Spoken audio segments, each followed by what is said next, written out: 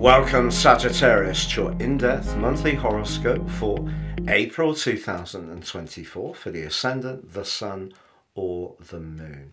I'm going to give you some standout details to look out for, but please stay with me. I will explore in much greater depth all the ins and outs, particularly relevant to your sign.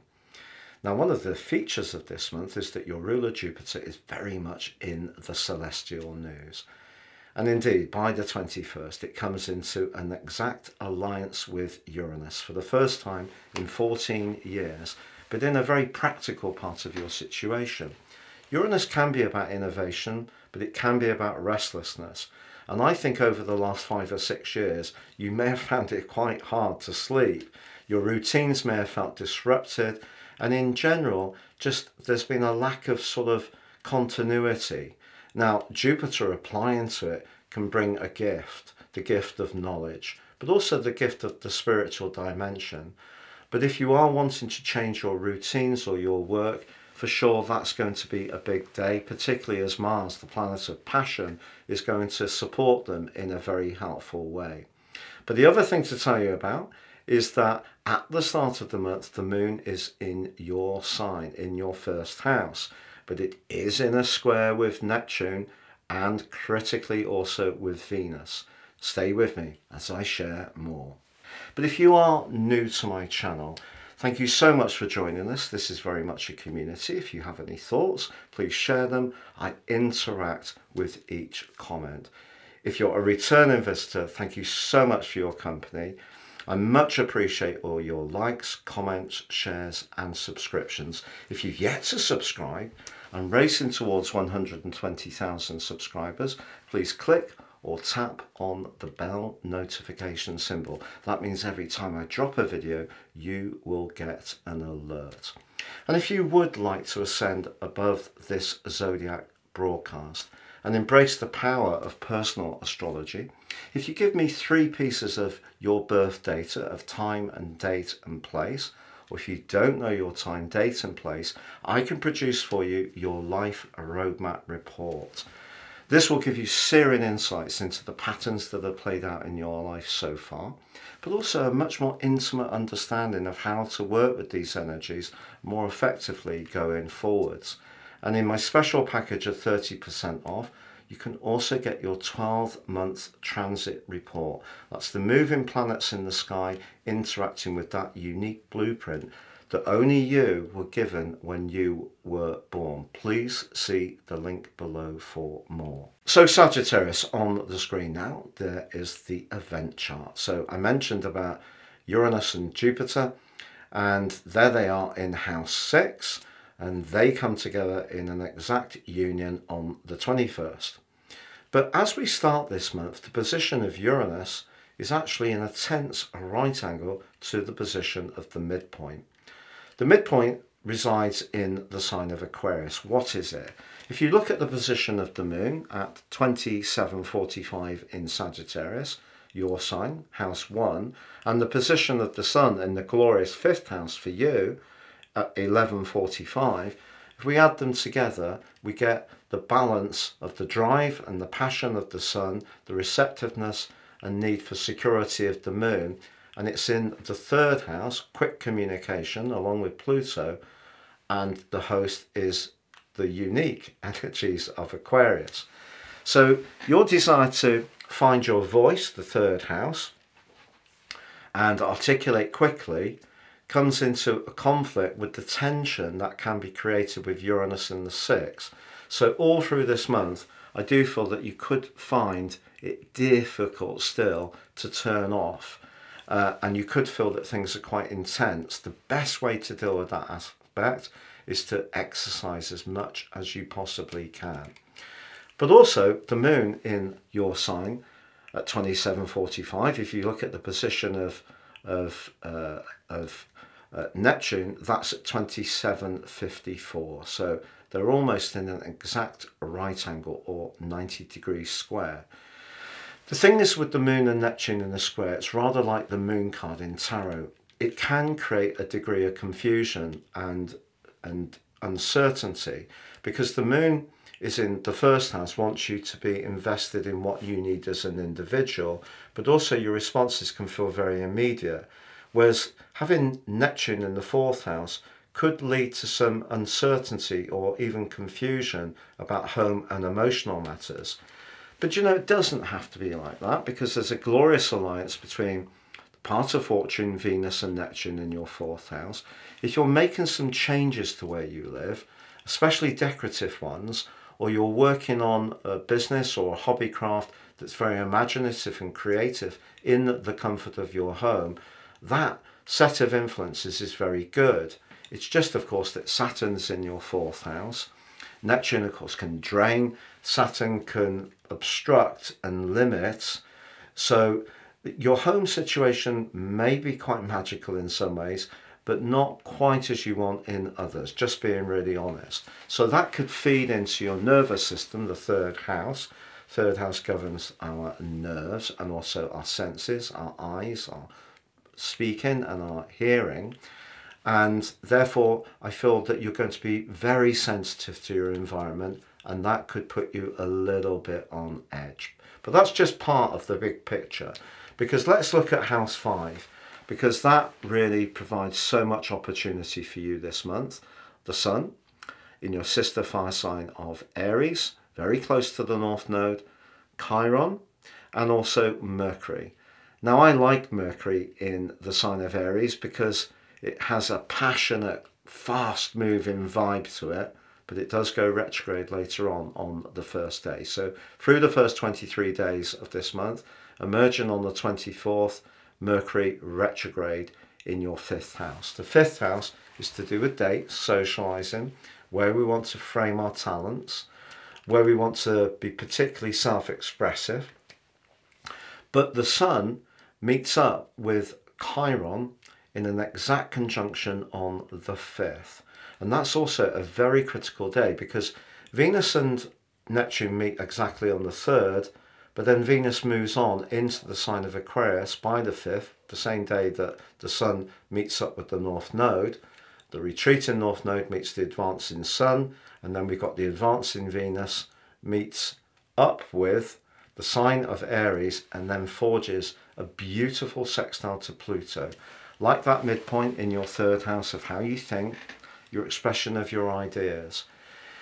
If there is somebody that you're really, really attracted to, or there's an idea where you can showcase your creative talents, because Venus's rulership of Taurus can be very much to do with the arts. Its rulership of the sign of Libra very much to do with presentation.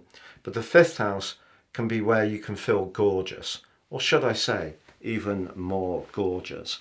But the link with Pluto can help you to feel in a very powerful way the power of your connections to anyone else who's important in your life. If you have some conversations around this time, particularly with the Sun applying to the North Node, if you are able to really express yourself to the maximum in a way that feels safe, comfortable, and totally free, which is part of your DNA, you're really going to get a lot from it. But what about that Mercury retrograde in the same area? Well, Mercury retrograde in the fifth house suggests to me that, yeah, you could try to connect with someone this month. It might get changed at the last minute. That could be hugely frustrating.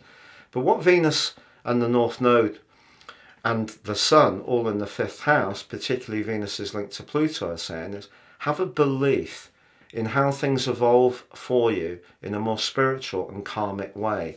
Because the North Node sometimes is where we're drawn towards without really being consciously sure of why it is.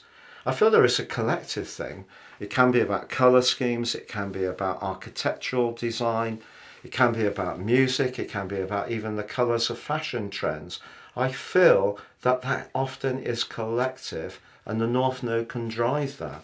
Now, the sign of Aries is, of course, fire, and it's really pushing you to spark up that element within your nature, because ever since Neptune moved into your fourth house in 2012, joined by Saturn just over a year ago on March the 7th, 2023, I feel that your flame has been diminuted somewhat.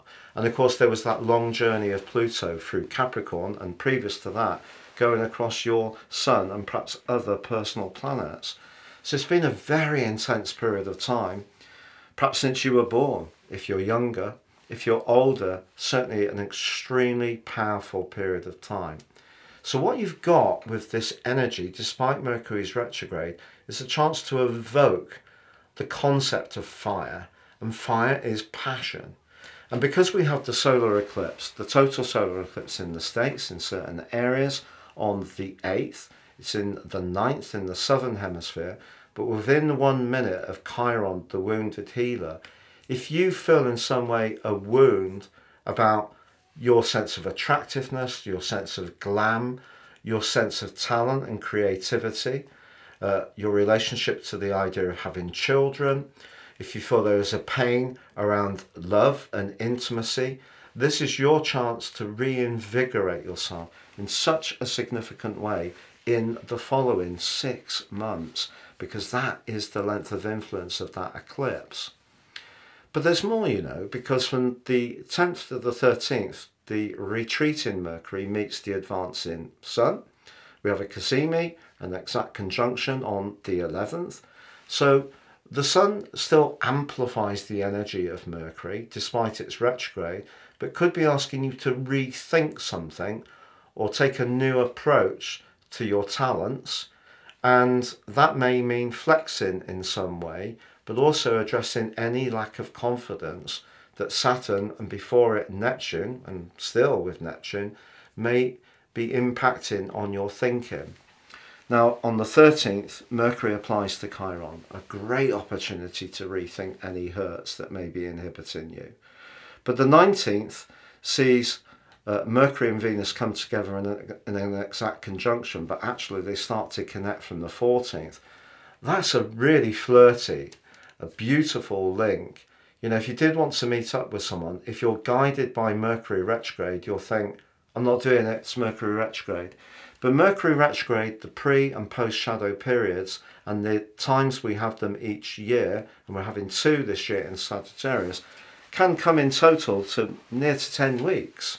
So why would we be denying the opportunity to connect with people, or to have discussions, or to travel for over 35, 40 weeks? It just doesn't make sense. So we have to work with Mercury retrogrades, and what they're telling us is to rethink, because they're about thinking, re-speak, re-communicate, find our voices in a fresh way which amplifies the benefit. So there's huge opportunities. Also Venus applies to the node 17th, Chiron the 21st, in a magical way as well. So you could meet someone this month and it could be superb, or your social life can just really be back on form, and you can be out, playful, dazzling people with your sense of humour, the warmth of your personality, because I feel that Saturn has knocked a little bit of wind out of your celestial sails over the last year. But that brings us to the 19th. The Sun plays catch up with Jupiter and Uranus, but it also clashes with Pluto. Because the Sun moving into the 6th house is about practicalities, the 3rd house is about how we think. That energy, and remember you have it at the start of the month between the midpoint and Uranus, 3rd, 6th, can create tension, particularly if we try to be too virtuous. But one of the things that the combination on the 21st of Jupiter and Uranus and the sextile to Mars and the Sun can do is ask you to think afresh.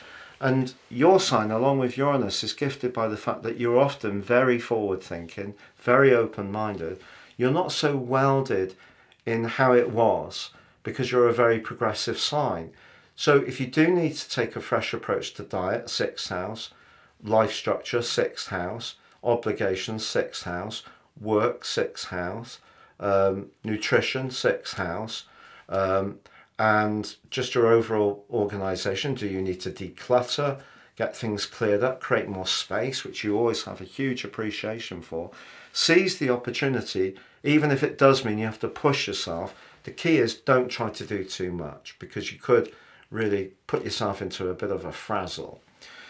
Now the 23rd is a tricky full moon, to be honest, the trickiest of the whole year for you because it's in house 12. It's also in the passionate psychological Scorpio, opposing the Sun in the practical 6, T-squaring by Pluto in the 3rd. Something may come up in the following 2 weeks which you don't appreciate. It may be something to do with your work, to be honest.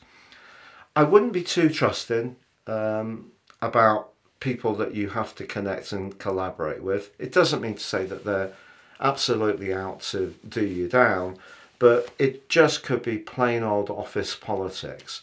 So keep your guard. There may be someone who's a bit of a schemer, but it's all about power. What they may resist from you is actually you have a strong sense of your values, and because Pluto in the 3rd house is giving you more encouragement to express them. So just be aware that someone could feel a bit challenged by your conviction, but you know you should be proud of that. And then on the 24th, Mercury goes direct, and that's a good news story. It doesn't come out as a shadow until the 13th of May, but it is going to free you up. Things will flow much easier. But the 29th sees Venus join up with the Sun, Jupiter and Uranus in house 6. Venus loves being in Taurus. It could trigger a job offer. Maybe if you're someone who really appreciates home cooking, making your own bread, growing your own vegetables, using organics, just really getting earthy can be a real good thing to do. If you enjoy pottering or crafting, they can be really emphasized. But in a relationship and financial sense, Venus clashes with Pluto. There may be a situation where there's some politics, even if you don't want there to be politics. Perhaps you feel obliged in some way to do something in order to keep the status quo intact. As the month draws to a close, Mars applies to Neptune in your 4th house. Maybe something you feel very strongly about can suddenly feel very overpowering and you could feel somewhat drained. Just be aware, as the month comes to a close, Mars moves into the sign of Aries, which it governs. That's superb for you. You're going to absolutely burst into the month of May. I absolutely promise you, in really feisty form. But you can see this month does have the potential for tension. There is the push to make some fundamental changes to the practical part of your world, the 6th house, but there's also an oodles of potential to be more playful, sociable, romantic, but it may require some rethinking, but also working on any inner blockages you have in terms of your self-worth around affection, warmth, children, and expressing your flair, artistry and talents in any way at all. That is the story of this month. I wish you all the best with it, Sagittarius. Please like, comment, share or subscribe.